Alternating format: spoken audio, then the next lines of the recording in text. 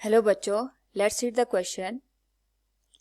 Which of the following is not an assumption involved in the expression r equals 1.2 into 10 raised to power minus 15 meter multiplied with a raised to power 1 by 3? Here we have four options. A. Nuclei are incompressible. B. The nucleus is spherical in shape. C. All nucleons have roughly the same mass. And D. Nuclear densities are proportional to the mass number. Now, first of all, we will discuss here the key concept, and here the key concept is nucleus of an atom. तो हमारे पास जो atom होता है it consist of 3 particles, proton, neutron and electron. तो जो हमारे पास यहाँ पे इलेक्ट्रॉन्स होते हैं ये डिफरेंट ऑर्बिट्स में रिवॉल्व करते हैं. बट अगर हम बात करें यहाँ पे प्रोटॉन और न्यूट्रॉन की, तो ये दोनों हमारे पास यहाँ पे एक सेंट्रल पार्ट में सिचुएटेड होते हैं. It is known as nucleus.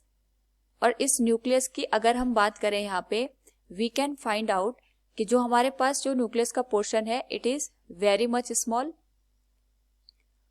और इतने छोटे एरिया में हमारे पास जो न्यूट्रॉन और प्रोटॉन है एक दूसरे के साथ due to the binding energy यहाँ पे बंधे होते हैं. नाउ अगर हम बात करें यहाँ पे रेडियस ऑफ न्यूक्लियस की, वी कैन से जो हमारे पास यहाँ पे जब हम न्यूक्लियस की रेडियस का यहाँ पे कैलकुलेशन करते हैं, वी अज्यूम कि हमारे पास जो न्यूक्लियस का पोर्शन है it is spherical in structure, और साथ में जो हमारे पास रेडियस होती है it is directly proportional to the mass number. और मास नंबर अगर हम यहाँ पे कंसिडर करें particularly, we can say it depends upon a raise to power 1 by 3. अगर हम यहाँ पे प्रोपोर्शनैलिटी का साइन हटाते हैं, we get a constant which is known as r0 into a raise to power 1 by 3.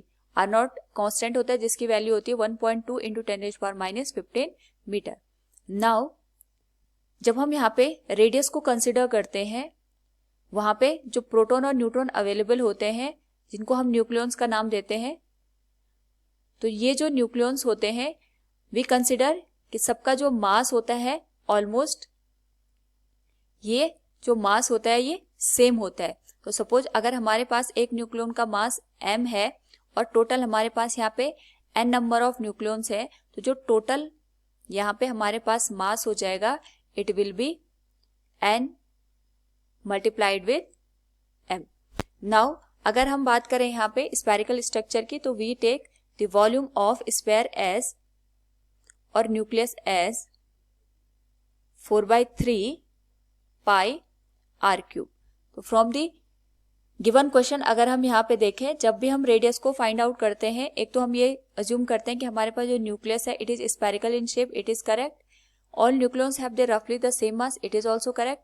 And nuclear densities are proportional to the mass number, it is also correct. So we can say हम यहाँ पे compressibility का कोई भी concept नहीं लेते हैं.